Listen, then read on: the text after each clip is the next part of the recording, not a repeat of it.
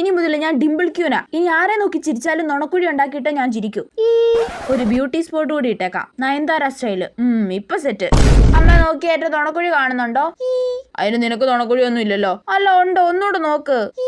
ഓ കൊച്ചേ, ഈ മത്തങ്ങാക്കാവില്ല എവിടാ നുണക്കുഴി? ഈ അമ്മോട് ചോദിക്കുമ്പോ എന്നെ പറഞ്ഞാ മതിയല്ലോ. അയ്യോ, കഷ്ടപ്പെട്ട് വരച്ച ബ്യൂട്ടി സ്പോട്ട് പോയോ എന്തോ. ഇല്ല, ഫോൺ എടുത്ത് ആരെങ്കിലും വിളിക്കുന്ന പോലെ അഭിനയിച്ച് നുണക്കുഴി വരുത്തിച്ചിരിക്കാം. അത് കൊള്ളാം കേട്ടോ. ഇവരാരും ഞാനിട്ട ബ്യൂട്ടി സ്പോട്ട് ശ്രദ്ധിക്കുന്നില്ലല്ലോ. കാണിക്കാൻ ഇപ്പൊ എന്തോ ഒരു വഴി. എടി, ലിപ്സ്റ്റിക് പോയെന്നൊന്ന് നോക്കിയടി. നിന്റെ ചുണ്ടിന്റെ മുകളിൽ എന്തോ പറ്റിയിരിക്കുന്നു, തുടച്ചോളാ. ചുണ്ടിന്റെ മുകളിലോ? ഓ അതെന്റെ മറുകല്ലേടി. അതിന് നിനക്ക് അവിടെ മറുകൊന്നും ഇല്ലായിരുന്നല്ലോ. ഓടി, എനിക്ക് പണ്ടേ അവിടെ ബ്യൂട്ടി സ്പോട്ട് ഉണ്ട്. ഓ, ഞാൻ ശ്രദ്ധിച്ചിട്ടില്ല.